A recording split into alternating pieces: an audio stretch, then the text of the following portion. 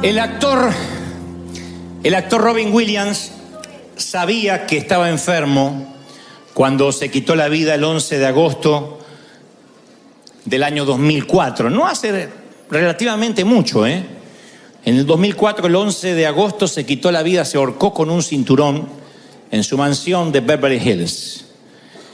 Decían, o dicen los que vivían con él, estallaba en los últimos años en llanto sin motivo, se olvidaba los diálogos que se había aprendido para sus películas, se perdía en medio de una conversación. Su viuda dice, era un desconocido en sus últimos meses. Una de sus maquilladoras de toda la vida dijo, era horrible verlo que al final del rodaje se ponía a llorar y decía, estoy perdiendo la capacidad de hacer reír, que es lo único que sé. Y hace poco salió una biografía de la vida del artista que muestra al hombre detrás de los personajes, y él tenía un temor, una paranoia, que traía desde que era muy jovencito, temor a enfermarse. No era hipocondríaco, pero tenía temor a enfermarse.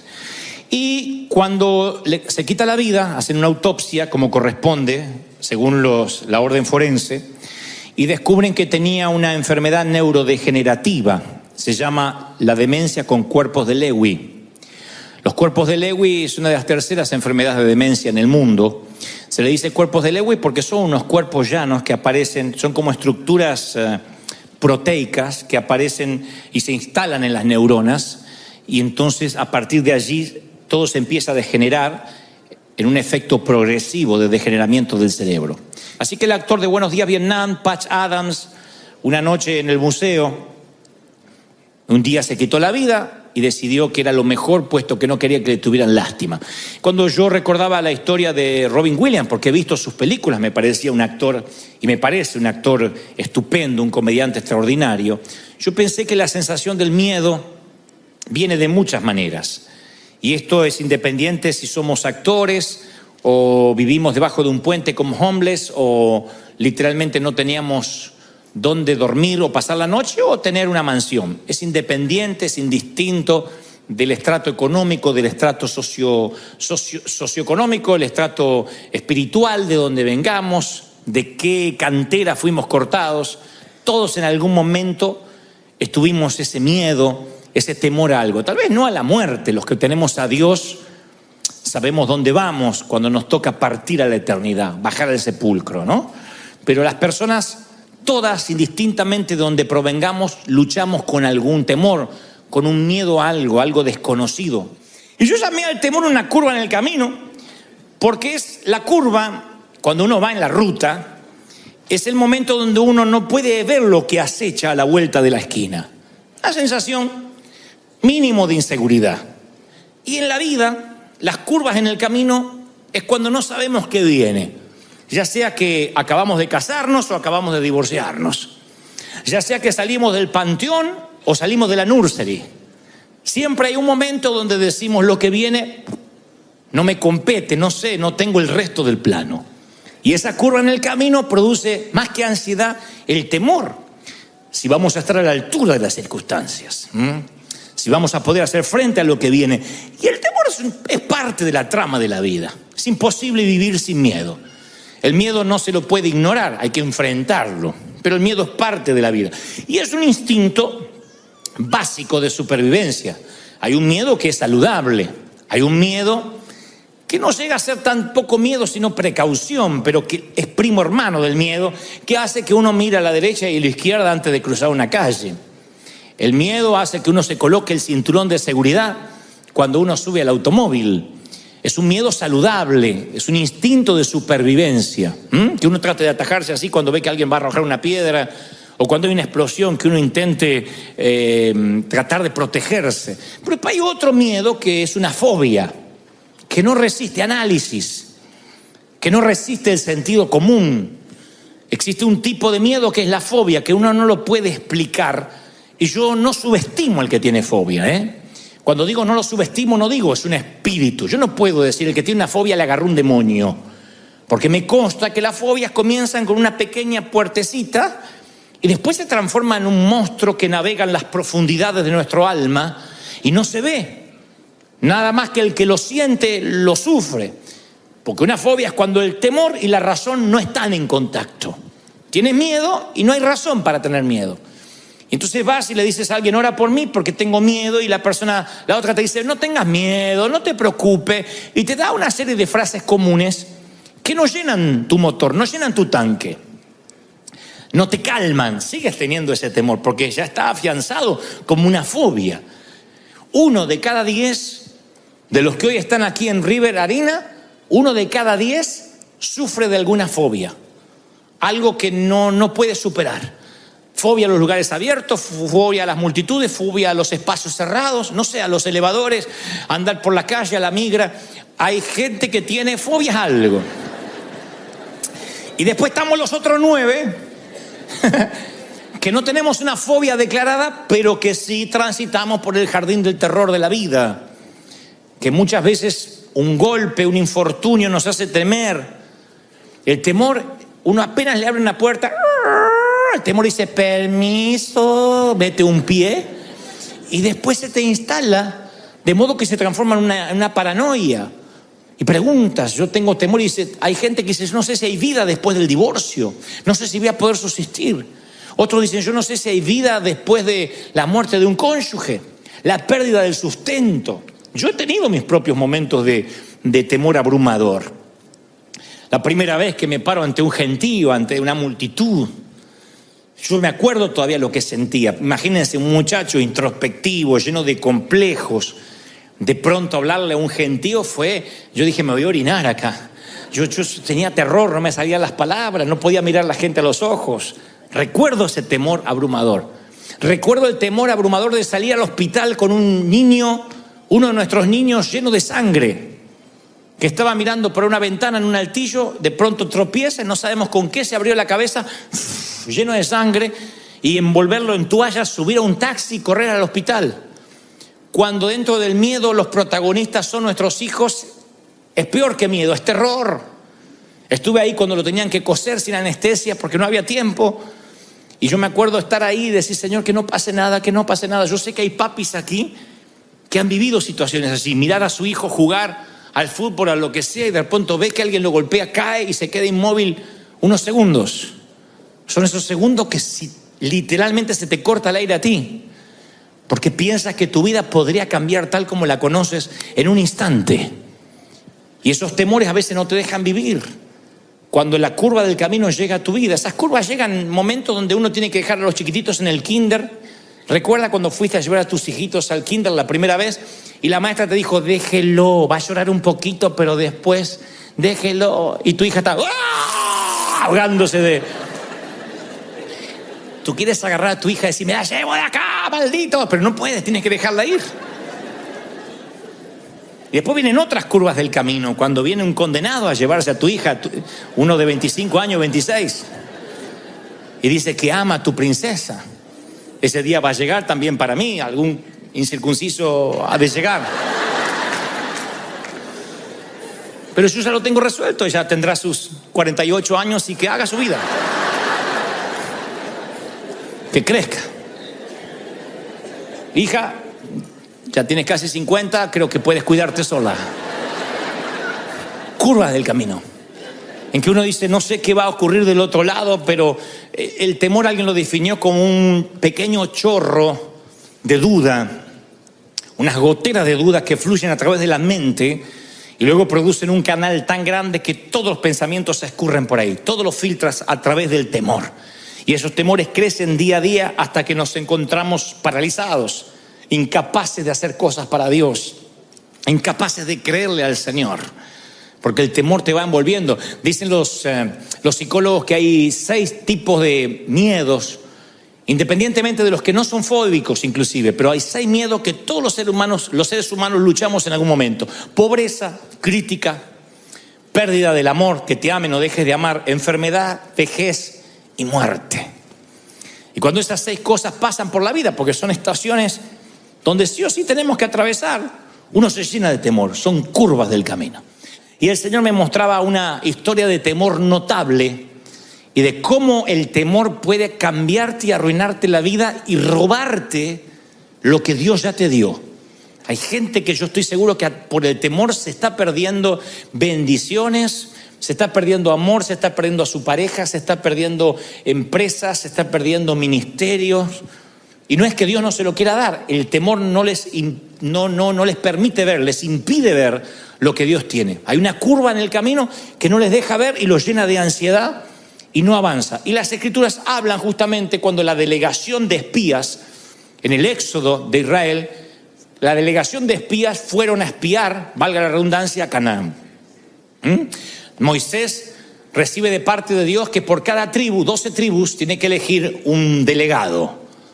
Y esas 12 tribus eligen cada uno un delegado, 12 delegados, 12 espías, van a ver qué hay en la tierra prometida. Ya estaban allí.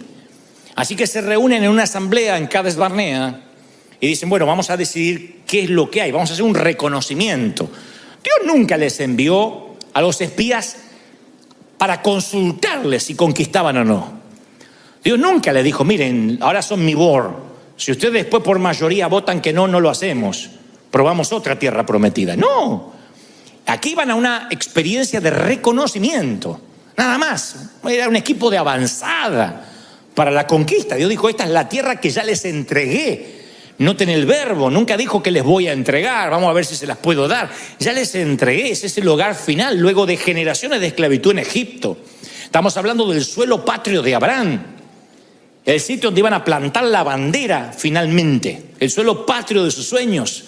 Pero Canaán era la curva en el camino del Éxodo y los israelitas no podían ver a la vuelta de la curva. Así que envían 12 espías después de la asamblea y 10 de ellos, la historia la conocen todos, 10 de ellos vienen con un reporte negativo.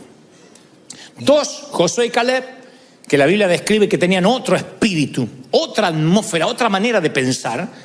Dicen que sí se podía porque Dios ya se los había dado, dijo los vamos a comer como a pan, pero eso eran Josué y Caleb. Los otros 10 dijeron no, nos vimos a nosotros como langostas. Hay unos gigantes espantosos del otro lado, están armados hasta los dientes. Cuando vayamos nos van a liquidar. Y este informe negativo produjo una infección de temor que duró 40 años. No una semana, no un mes. Les costó años de penas y tragedias. Dios nunca había establecido ese espíritu de temor que trajo de vuelta al comité de recomendación. Era un espíritu de temor que se enquistó en el pueblo. 10 tipos infectaron una nación por 4 décadas mínimo. 10 tipos. Yo digo, qué increíble que 10 puedan infectar toda una nación. Les metió temor, les infundió un espíritu de miedo. Ahí es cuando el Señor me decía ayer, quiero que le digas a mis hijos que el temor ignora mis planes. El temor ignora el plan de Dios. Dios te puede dar un plan, Dios te puede dar un proyecto y tú dices, sí, Dios me lo dio. El temor va a hacer que te olvides del plan, si permites que el temor tome control. Aun cuando Dios te dio la palabra. El temor va a tomar el control, se va a poner al timón y va a poner a la palabra de Dios en el asiento trasero.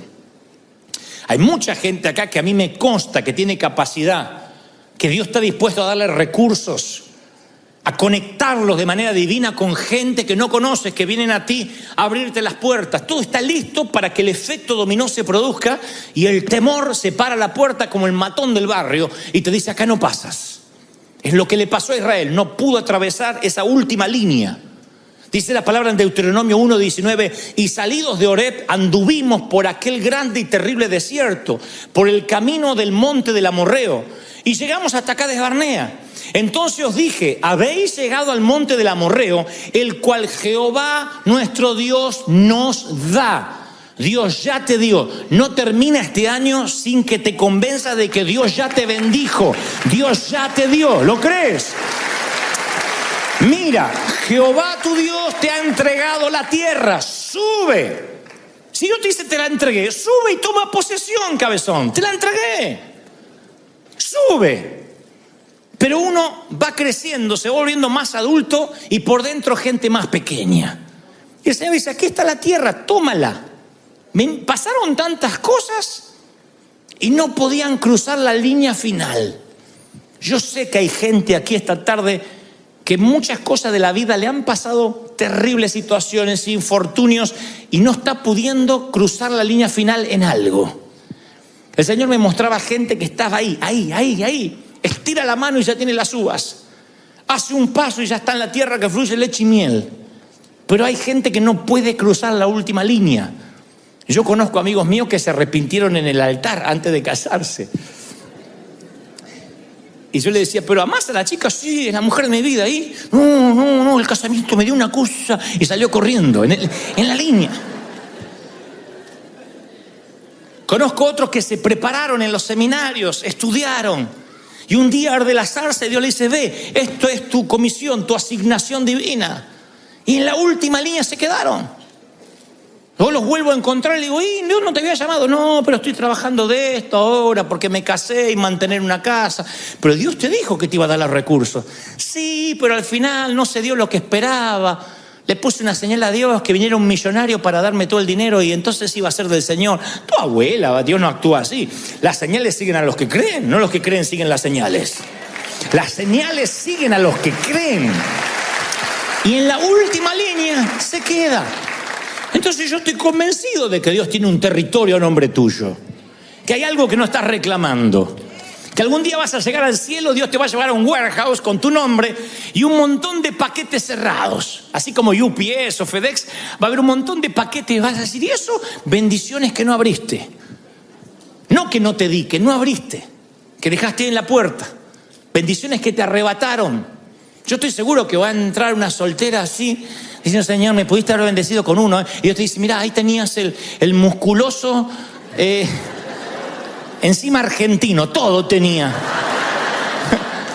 Ungido. Y ahí tenías un pelirrojo y allá tenías un rubio, porque si no te gustaba este, yo tenía otro plan B. Y huérfano, sin madre, todo. Hay gente que se va a enterar lo que se perdió por no cruzar la última línea.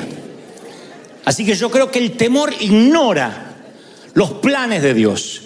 No solo los ignora, sino que distorsiona los propósitos divinos.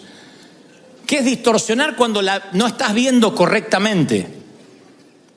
Como esos espejos que distorsionan la visión. Yo creo que algunos pierden la perspectiva. El miedo es tanto que pierden la perspectiva de lo que están viviendo. Escuchen lo que Moisés recrimina que hace el pueblo en Deuteronomio 1:27. Dice, y murmurasteis en vuestras tiendas. No es que él los vio murmurando afuera, que se juntaron afuera en la plaza. En las tiendas, el Espíritu Santo se lo reveló. Esto va para los que dicen, no, yo no murmuro, yo me desahogo en familia. Por eso no es crítica. En tu tienda es tu casa. Murmuraste en tu tienda diciendo, Jehová nos aborrece, nos odia. Nos sacó de Egipto para entregarnos en manos de los gigantes. Nos tienen atemorizados, nuestro corazón está atemorizado, porque este pueblo es más alto que nosotros, es más que nosotros. Las ciudades son más grandes que las nuestras y son amuralladas hasta el cielo. Ellos empezaron a decir, Dios tiene la culpa de lo que me pasa. Eso hace el temor, saca lo peor de nosotros. Trae la queja, trae la acusación, trae la desconfianza. Miren lo que hicieron 10 tipos, infectaron una nación entera. Se promovió la queja de manera tal que empezaron a culpar a Dios. El único gigante que debían temer estaba dentro de ellos, que era el temor. Sus perspectivas estaban tan distorsionadas que llegaron a decir, somos como langostas, nos van a aplastar. Nos han traído a este camino para que seamos la comida de los impíos. ¿Ven que cuando más grande el temor, más débil es el razonamiento? No razonamos. El temor distorsiona nuestra perspectiva de los propósitos de Dios y encima lo culpamos a Dios. Me acuerdo exactamente que un día subo a un avión, iba para cierto país y abrí una rendijita de temor pequeña a volar. Miedo a volar. Yo no puedo tener miedo a volar. Que yo tenga miedo a volar es como que un pintor tenga miedo a la pintura, que un chef tenga miedo a la comida. Yo vivo volando. Y cuando subí a un avión me acuerdo que se movió más de la cuenta, que las turbulencias son algo natural, normal. En las leyes de aerodinámica un avión se tiene que mover. Y sin embargo yo me empecé a preocupar y dije, opa, me agarró miedo. Pero dije, bueno, Señor, es un momento. Ya a la vuelta del viaje, ya venía con más miedo, el avión se movió un poquito y ya llamé a la azafata, le digo, señorita, haciéndome el vida resuelta, ¿no? Señorita, por favor, un juguito de naranja y una pregunta. Es como cuando uno va a la farmacia a pedir una aspirina y un supositorio, ¿no? Que uno dice, una aspirina y un supositorio. Bueno, así, jugo de naranja y una pregunta. Porque en realidad lo llamaba para la pregunta, no para el jugo. Le digo, este avión se mueve mucho así, es normal, es porque es viejito. Y me dice, ¿usted es novato viajando? No, yo viajo hace como 20 años. Ah, señor, no se preocupe. Sí, y el avión iba así, se movía la azafata. No se preocupe, es normal. Y ahí el temor empezó a crecer. No sé por qué, fue hace varios años, empezó a crecer. Hasta el punto que me paralicé. Y no es que le tenía miedo a la muerte. Dije, en el avión no me quiero morir, prefiero morirme en una cama. En el accidente terrestre es más fácil, es más rápido. Viene el chinito de frente, ¡ah! Muy ya está. Pero el avión vas cayendo. Y me agarró un temor. Tuve que hablar con un piloto. Conocíamos una amiga que tenía un hijo piloto y tuve que decirle, mira, quiero que me mostró videos de cómo las alas resisten, que le paran un tractor arriba, que cómo prueban a los aviones. Me dice, no te preocupes. Le digo, ¿qué pasa? Y le empecé a preguntar cosas. Tuve que hablar con un piloto porque no me podía sacar el temor. Pero esto no es el tema. El tema es que yo empecé a culpar a Dios, igual que ellos. Yo empecé a rechazar invitaciones, empecé a no ir a ningún lado diciendo, Dios me metió este temor para que yo no viaje. Él es sabio. Y a veces, ¿quién me culpas a mí? Miedoso, yo no te metí ningún temor. Empecé a rechazar invitaciones, empecé a no querer ir a ninguna parte. Me llené de miedo. El enemigo dijo, si a este le pongo un temor de volar, no va a producir ningún impacto en ninguna parte. Él sabía cómo inmovilizarme. Estaba así de que me pase lo que la dama que se encerró 12 años en su departamento en Buenos Aires, donde el enemigo te mete un temor. Digan que el Espíritu Santo después, yo dije, Señor, me tienes que liberar de esto. Un día me liberé, hasta el punto que hoy el avión se mueve, la gente reza, se empieza a poner los paracaídas y yo duermo. De verdad, yo duermo y veo que la señora se pone el paracaídas, no se va a tirar. Yo duermo. Me dio una paz el Señor, pero recuerdo cómo el enemigo se quiso meter. Hay momentos que el enemigo se quiere meter con cualquier bobería para que tú no sueñes, para que tú no avances.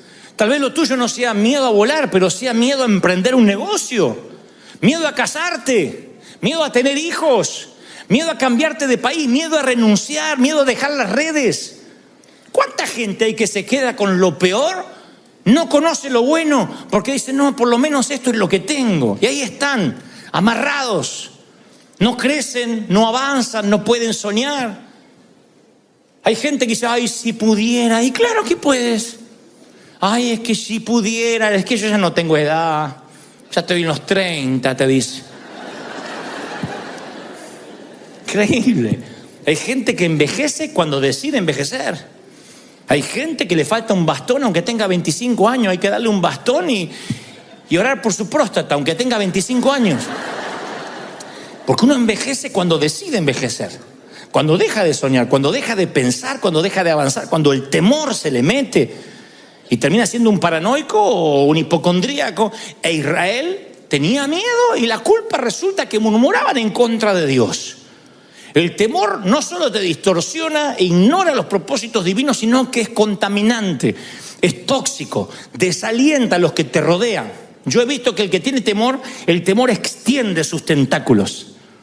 El que tiene temor hace que toda la familia tenga temor. El desaliento, el temor siempre es contagioso, es un principio devastador. Noten que 10 de los 12 hombres que espiaron la tierra prometida infectaron a toda una nación. A veces venimos con un temor que arrastramos desde chicos. Un temor que nuestras mamás, en su afán de cuidarnos, nos metían las semillitas de temor. Hagan memoria. Cuando yo empecé a ser adolescente y empecé a salir, mamá decía, cuídate, mira que ponen drogas en la Coca-Cola, y no te das cuenta y apareces drogado. Así que yo andaba con la lengua como lagartija, no tomaba nada porque decía, te puede meter droga. No, cuídate porque no te das cuenta y ¡brum!, te drogan.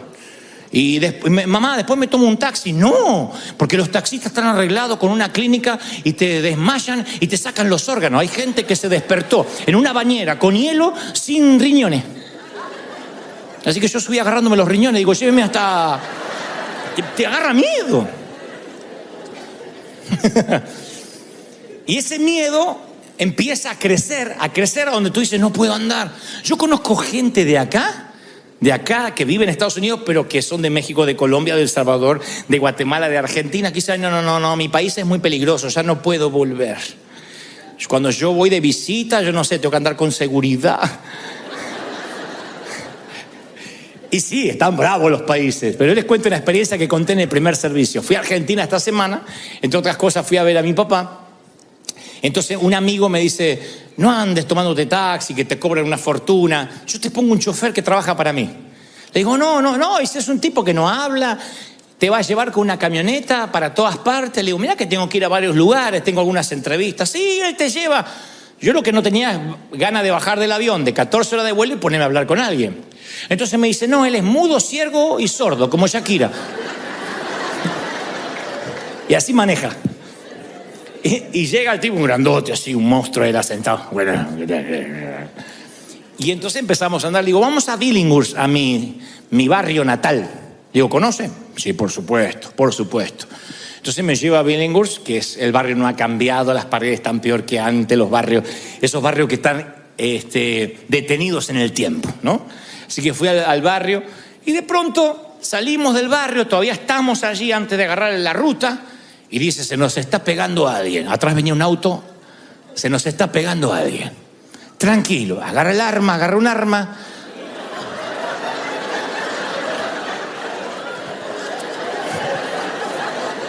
Ah, sí, porque yo no nací en Buckingham, de ahí vengo. Entonces agarré el arma y dice, tranquilo, flaco, tranquilo. Ah, parece que lo viene a ver usted. Y el tipo, para la camioneta y se baja y golpea la ventanilla. Y dice, Dante Gebel. Baje, como diciendo, baje que cualquier cosa yo le pego un tiro. Al otro, no a mí. Entonces, y había un muchacho que estaba todo con su ropa así de mecánico, no sé qué, me dice, Dante, te vi acá en el barrio, por eso empecé a seguir tu auto. No te acordás de mí, no estás el negro, soy el negro, decía. Y no me pude acordar. No, pero yo me acuerdo, yo creo que él o soñó que era mi amigo o Dios me hizo olvidar del negro. Yo soy el negro, ¿no te acordás? No me acuerdo. ¿Cómo que no? Yo estaba de novio con la Marisa. ¿Te acordás? La Marisa. La que está el negro. Y como me insistía tanto que habíamos compartido la cuna, entonces... ¿Qué se hace en esos casos? Negro.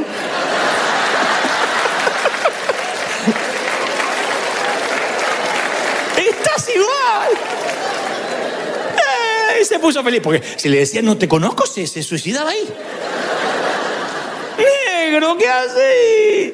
Y todo por allá, porque eso no falla, todos tienen un por allá. Y tu gente, porque por más que sea solitario, gente tiene.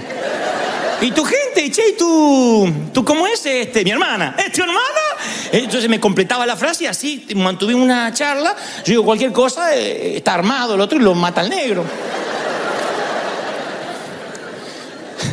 Subo, y claro, estaba armado porque el chofer era un comisario de la policía.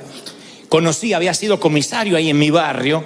Ahora es un policía retirado y tiene portación de armas, ¿no es cierto? Entonces me decía, no, es que aquí yo sé que su seguridad es muy importante y si veía que se ponía la cosa fea, me decía. Dice, ¿conoce al caballero? Eran amigos de la infancia y no tengo la menor idea quién es. Sé que es el negro.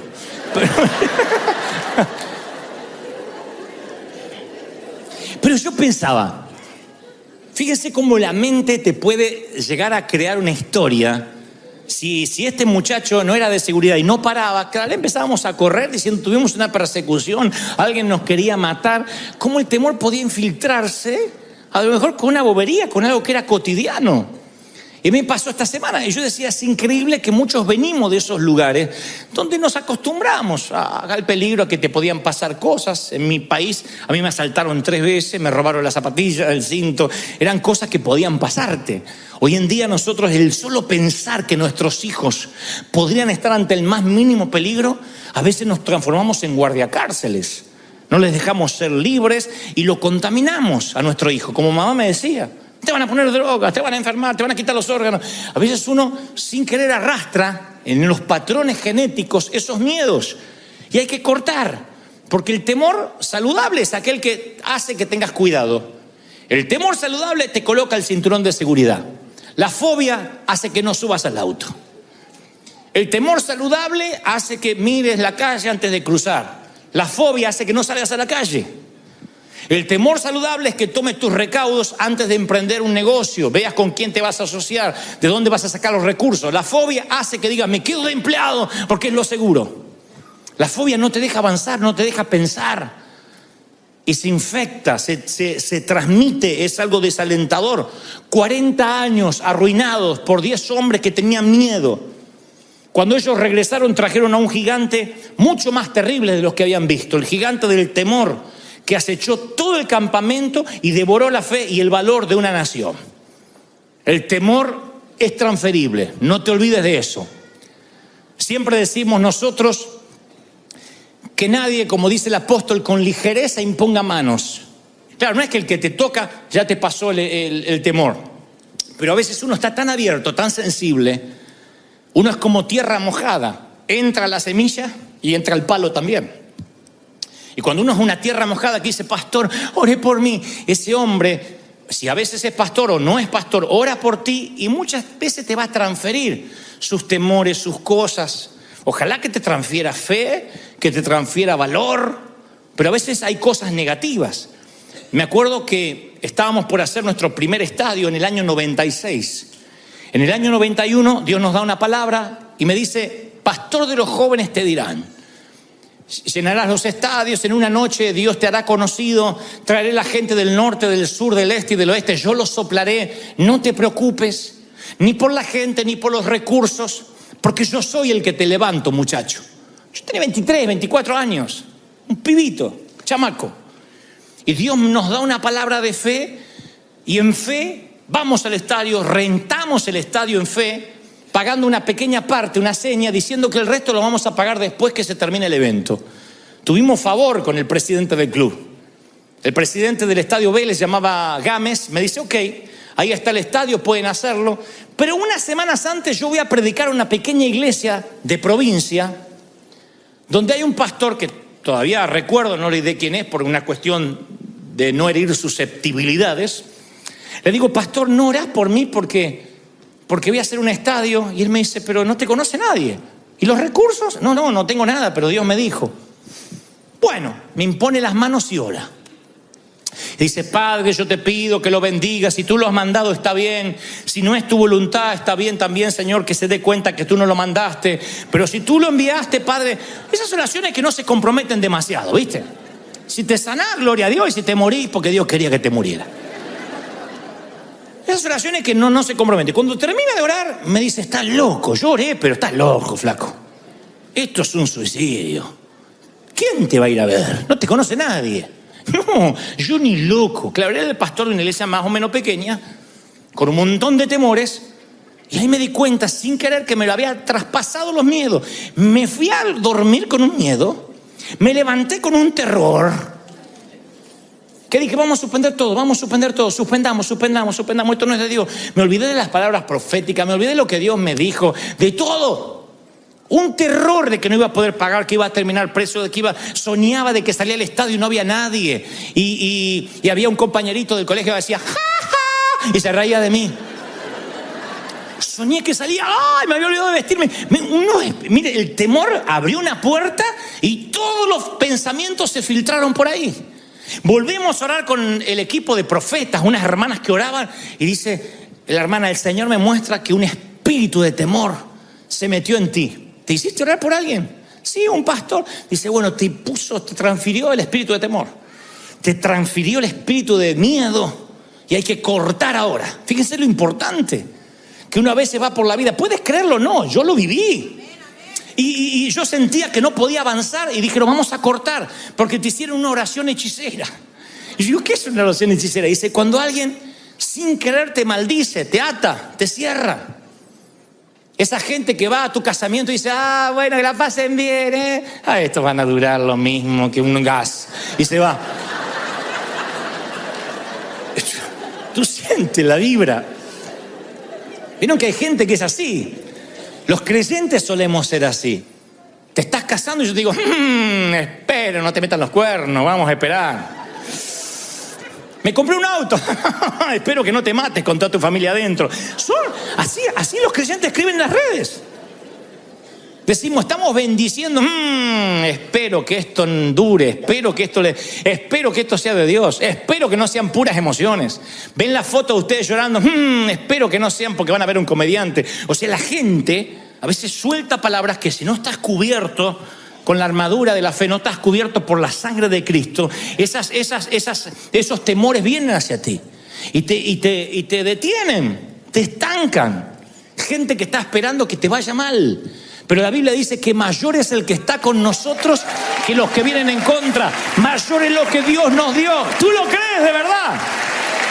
Y resistimos. Entonces cuando quiere venir el temor se va. Y yo hasta el día de hoy me cuido de quien me ora. Y a veces para no ser grosero alguien me dice, déjamonos orar por ti. Yo digo, Señor, me cubro con tu sangre ahora. Y ni lo escucho, porque yo creo en la transferencia de espíritus. El temor ignora las promesas de Dios. Entonces os dije, Deuteronomio 1:29, no teman, no tengan miedo, Jehová va delante de ustedes, Él pelea por ustedes, conforme lo hizo antes, lo hará ahora. Él está delante, Él está detrás, Él estuvo en la columna de nube y en la columna de fuego volverá a estar. ¿Tú lo crees? ¡Aleluya! La Biblia nos dice que Él los había llevado, literalmente dice, yo los llevé como un padre a sus hijos, como trae el hombre a su hijo por todo el desierto. Dios los trató como infantes al pueblo de Israel. Los alimentó, los sostuvo, los mimó, los apapachó. Ay, ¿tienen hambre los nenes? Ay, cae maná otra vez. Y caía el maná. Estamos hartos de maná, vengan las codornices. Dios los alimentó, los bendijo. Ahora tenían que pasar el examen. A veces vamos por los desiertos y los desiertos en la vida es para que creemos lazos con nuestro Padre. En los desiertos aprendes a hablar con Él, en los desiertos ganas intimidad. Y Dios quería que lo amaran por lo que Él es, no por lo que les daba. Así que el desierto fue una etapa donde era el tiempo en que ellos tenían que sacarse a Egipto de dentro. Salieron de Egipto en cuestión de horas, pero Egipto de dentro les tardó 40 años y a algunos no se les fue. De hecho, murieron